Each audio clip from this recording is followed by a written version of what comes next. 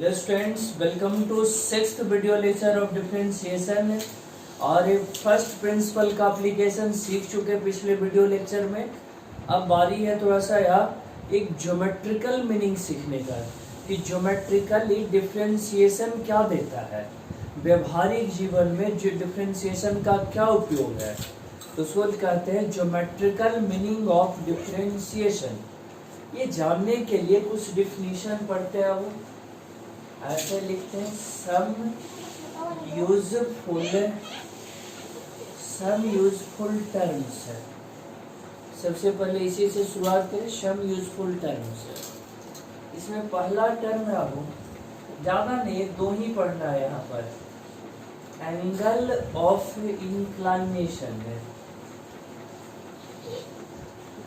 Angle of inclination है।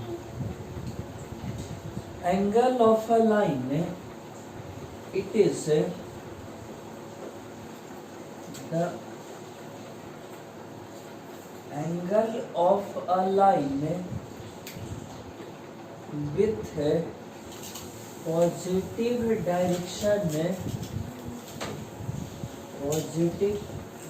direction of x-axis in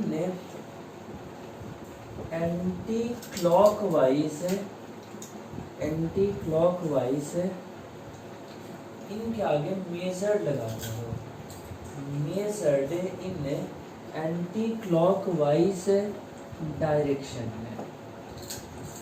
कोई line यहाँ लिए, ऐसे एक्सिस खींचे और एक्सिस पर कोई लाइन ऐसे ले रहा हूँ। इस पॉइंट से देखो तो ये जो डायरेक्शन है वो किधर डायरेक्शन है, पॉजिटिव है। एक्स एक्सिस का डायरेक्शन है इधर की ओर। कई बार बच्चे कंफ्यूज हो जाते, बोले कि सर ये तो ओरिजिन से लेफ्ट में है तो निगेटिव ना हो गया। बोले हम पोजीशन की बात नहीं कर रहे, डायरेक्शन का बात कर रहे हैं। और डायरेक्शन हम जहाँ खड़े हैं उसे इधर पूरब है, इधर पश्चिम है, तो क्या हम 10 फुट आगे चल जाएंगे तो डायरेक्शन बदल जाएगा।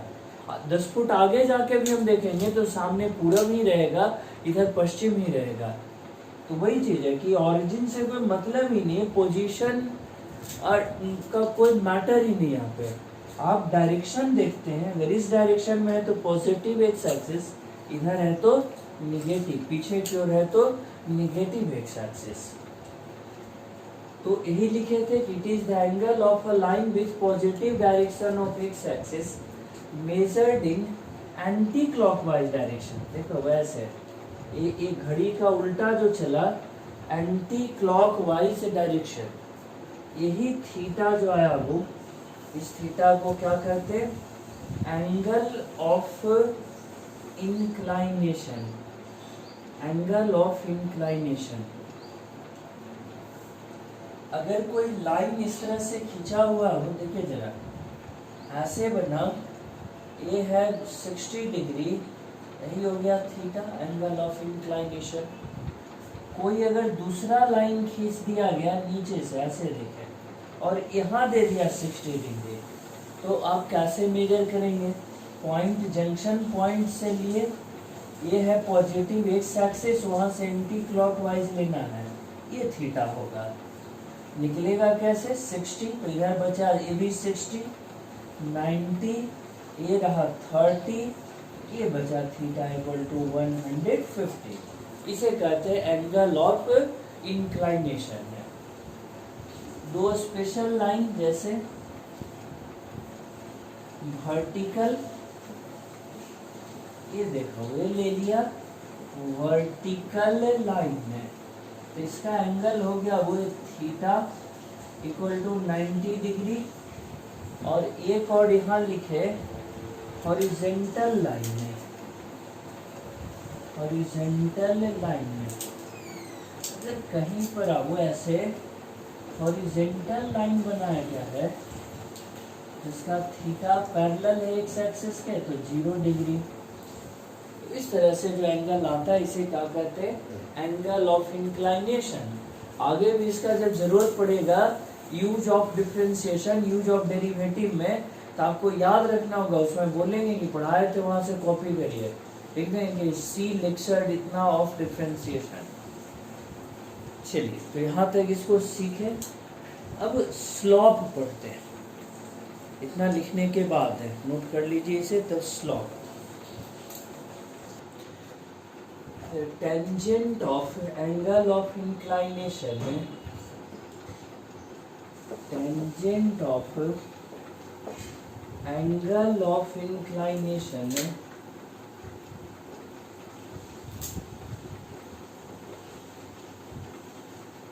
is known as slope.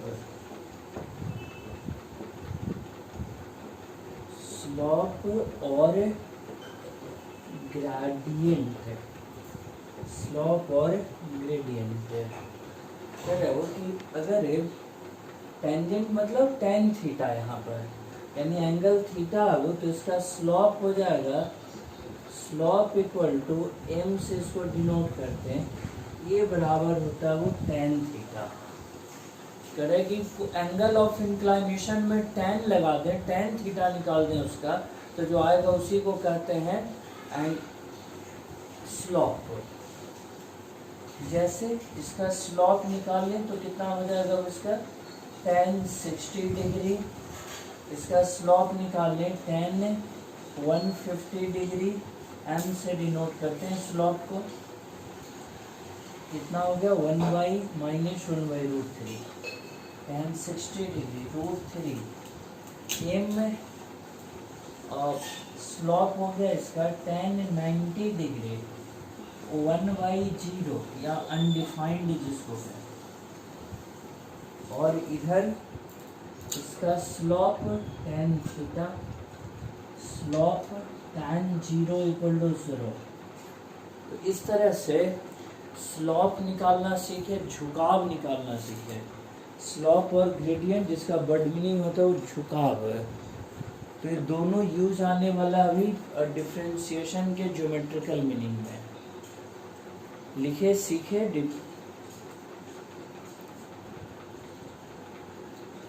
Geometrical meaning of differentiation, जिसके लिए बेसिक सीखे अभी। करें कि जब हम डिफरेंशिएट करते हैं वो फंक्शन, तो ऐसे सीखे थे, एक ग्राफ डायग्राम बना x y, x plus dx है, ये dx है, y प्लस dy, ये मिला दिए। यहाँ से ये लाइन ऐसे मिलाए, थीटा, ये भी एंगल थीटा, ये हो गया dy और ये हो गया dx। तो इससे आया था, ये हो गया tan theta equal to dy/dx। इतना निकाल कर ऐसे रख लिए। अब फिर से डायग्राम बनाए, पूछें कि क्या इसको डिफरेंशिएशन कहते हैं? बोले नहीं, ये dx बहुत बड़ा है। डिफरेंशिएशन तो तब कहते हैं इसी चीज को जब dx टेंड्स टू 0 हो जाए। dx जो है लगभग क्या हो जाए, 0। तो उस केस में dy भी क्या हो जाए, 0। और ये जो लाइन है, जो यहाँ लाइन खींचे, ये एंगल बना रहा है थीटा।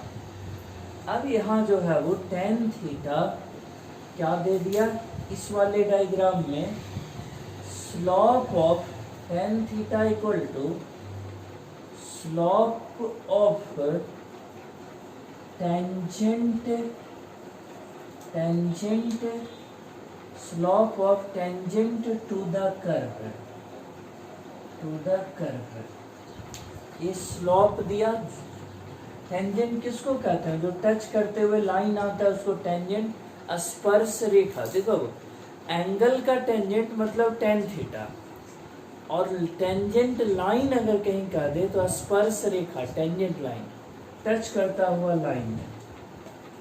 अब कह रहा है कि इस केस में dy/dx कब, जब dx टेंड्स टू 0 लगा हुआ हो, तो इसी को कहते हैं डिफरेंशिएशन।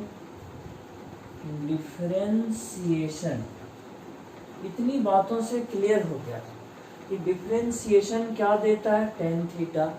टेन थीटा क्या देता है, slope of tangent to the curve, slope of tangent to the curve. तो एक चीज यहाँ लिखते हैं वो कि geometrically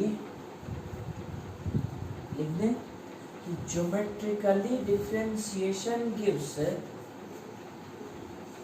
geometrically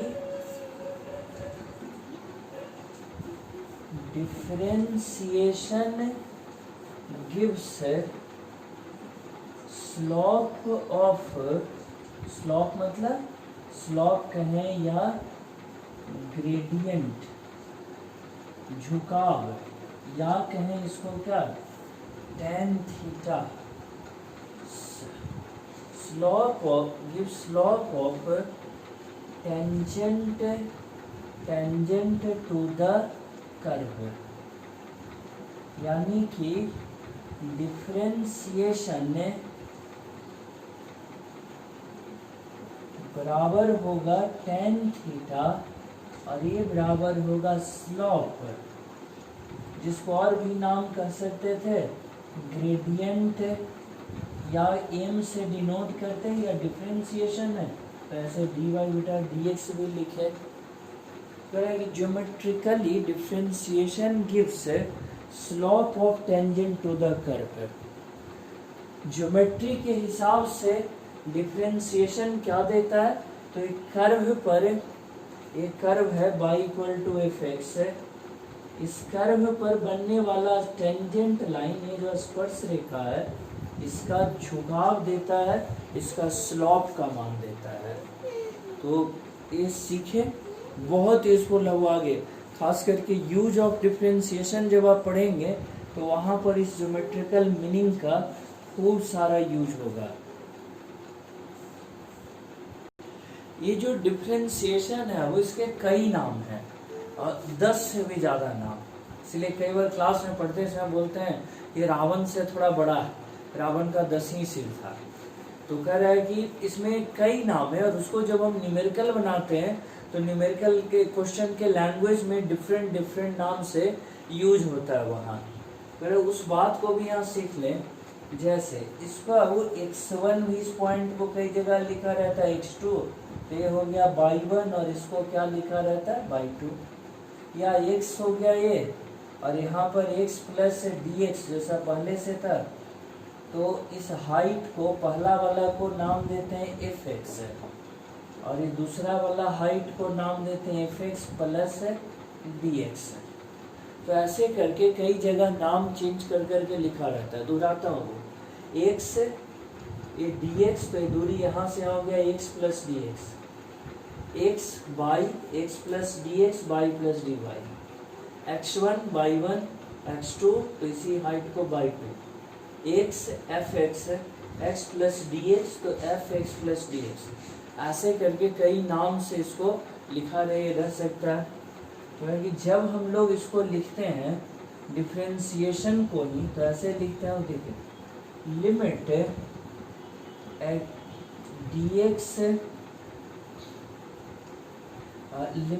dx tends to 0 fx plus dx minus fx whole divided by dx equal to limit x1 tends to x2 या x2 tends to x1, f x2 minus f x1 divided by x2 minus x1, या फिर क्या वो limit x2 tends to x1 y 2 minus y 1 divided by x2 minus x1, या इसी को लिखें, कैसे लिखेंगे वो, limit dx tends to 0 dy बटा dx, या इसको नाम और क्या दें, वो जो स्टैंडर्ड नाम लिखते हैं इसका डिफरेंशिएशन, या इसी को कहते हैं डिफरेंशियल कोफिशिएंट। और जगह यहाँ लिख दें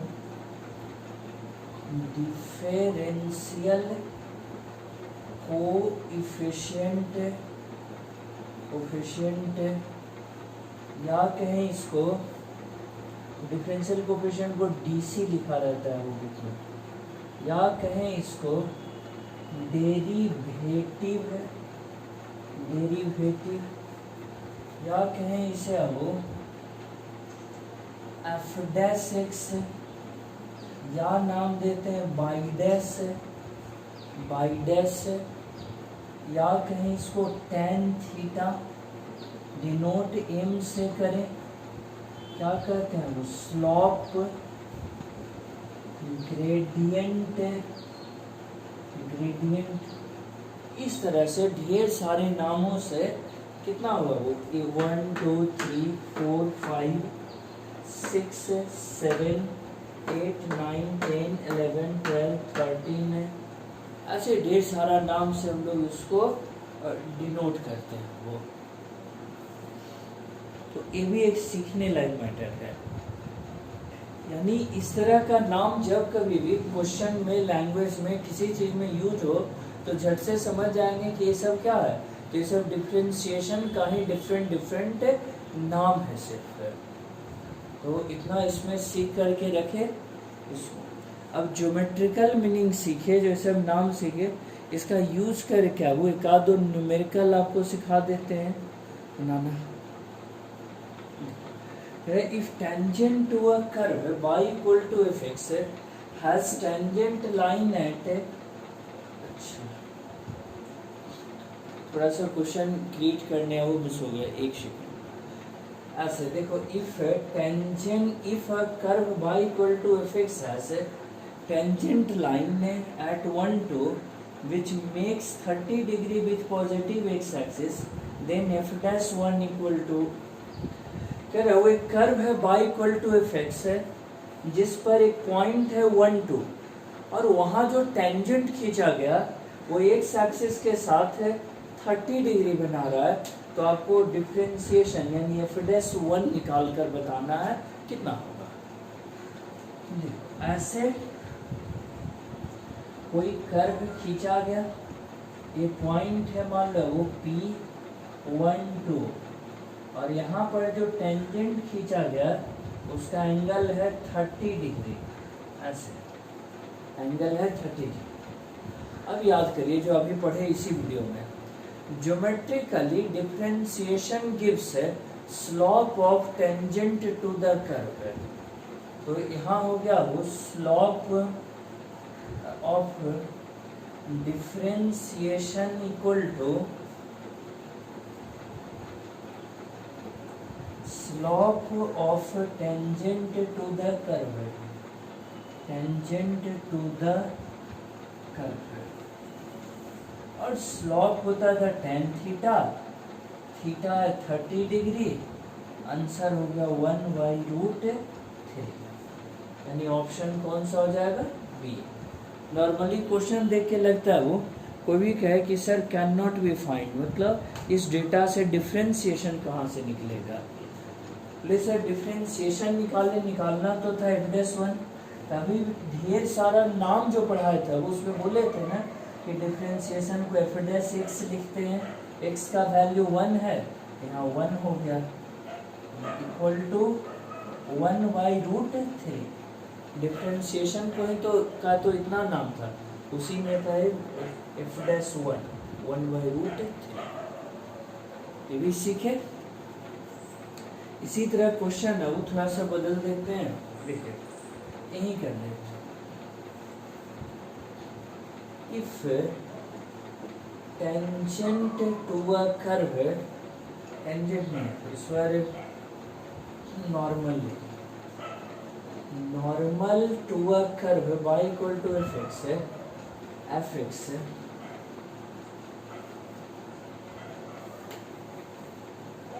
at 1 2 makes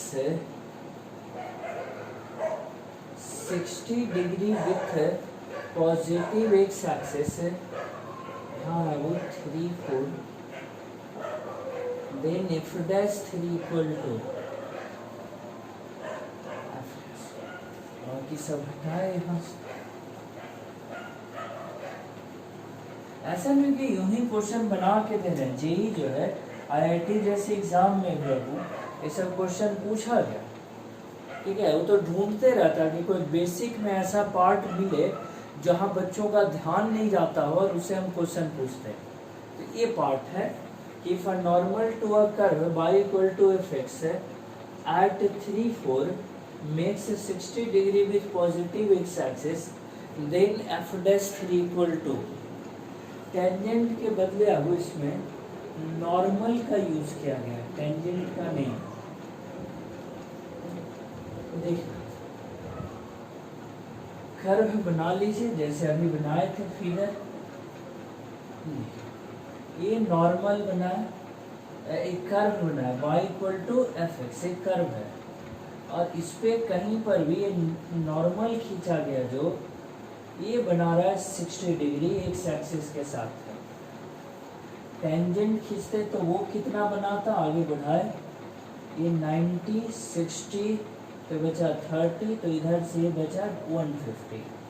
यही ना होता है, जो पॉजिटिव एक्स एक्सिस के साथ नापते हैं उसे कहते हैं एंगल ऑफ इंक्लाइनेशन। तो थीटा आ गया 150 डिग्री। यानी अगर डिफरेंशिएशन कहे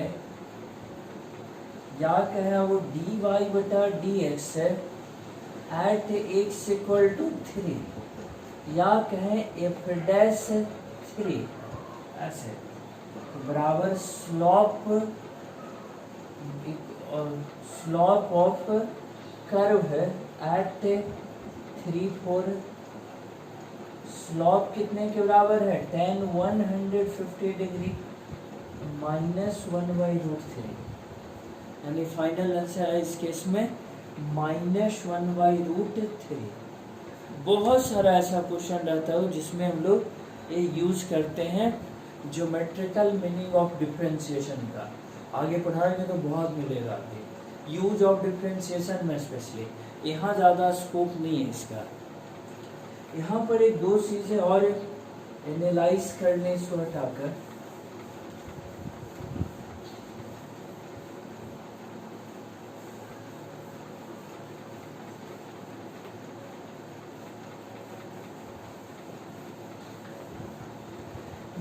अगर इसमें वर्टिकल लाइन ऐसे कोई लाइन दे दिया ऐसे वर्टिकल, इसको कहें वो वर्टिकल लाइन ने या कहते हैं लाइन ने parallel to the y axis है। इसका स्लोप स्पेशल हो जाएगा, स्लोप या कहें डिफरेंशिएशन इसके लिए तो tan 90 डिग्री अनडिफाइंड होता है, लेकिन इसको जब यूज करते हैं न्यूमेरिकल में तो लेते हैं 1/0 इस सेंस में 1/0। अगर यही लाइन हॉरिजॉन्टल में बना दिया जाए तो क्या होगा, देखो थीटा इक्वल टू 0 डिग्री ऐसे लिखें हॉरिजॉन्टल लाइन या कहें वो और a line parallel to the x axis है। तो इस केस में स्लोप जो होगा वो डिफरेंशिएशन ऑलवेज है dy बटा dx equal to tan 0 equal to हो गया 0, ऐसे लिखे tan 0 इक्वल टू 0। कह रहे वो क्या कह रहे, कोई लाइन जो है एक वर्ड होता है इक्वली, उससे पहले वो इंटरसेप्ट है, इंटरसेप्ट है। कह रहे हो कि अगर कोई लाइन एक्सिस को कट जहाँ करता है वो O से A और इधर हो गया B, इसमें OA को कहते हैं intercept of line on x axis, intercept of line on x axis. OB को क्या कहते हैं, वो OB हो गया intercept of line on y axis, और ए बी को क्या कहते हैं, अब intercept of axis in axis on line, या और एक लैंग्वेज यूज करते हैं ऐसे, portion of line intercepted between axes, portion of line intercepted between axes. अब इक्वली इंक्लाइंड लाइंस, कह रहे हो कि ऐसा लाइन जिसमें अब देखो जितना ओ ए उतने O B, O A equal to O B हो, तो कह रहे हैं कि इस केस में इसको कहते हैं इक्वली इंक्लाइंड लाइन, यानी a line having equal intercept on both axes is known as equally inclined lines. इस केस में देखिए ये जब इक्वल है तो इधर से एंगल ए बचेगा 135 डिग्री, क्योंकि इक्वल है तो 45 हो गया, theta equal to 135 degree, slope हो गया tan 135 degree equal to -1, tan 135 degree equal to -1, या फिर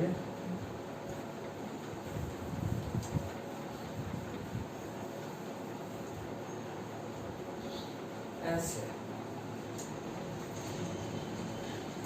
ओ ए ओ बी दोनों इंटरसेप्ट इक्वल हो, O A equal to O B, 90 45 हो जाएगा इस केस में, स्लॉप अगर निकालें इस केस में tan 45 डिग्री इक्वल टू 1, यानी इक्वली इंक्लाइंड लाइंस हो तो होता है कितना, स्लॉप होगा या तो +1 या -1, इक्वली इंक्लाइंड लाइंस के लिए स्लॉप हो गया या तो -1 या फिर होगा +1। ये आगे फिर से पढ़ाऊंगा, ये आगे फिर से चर्चा में आएगा, यूज ऑफ डेरिवेटिव शुरू करेंगे।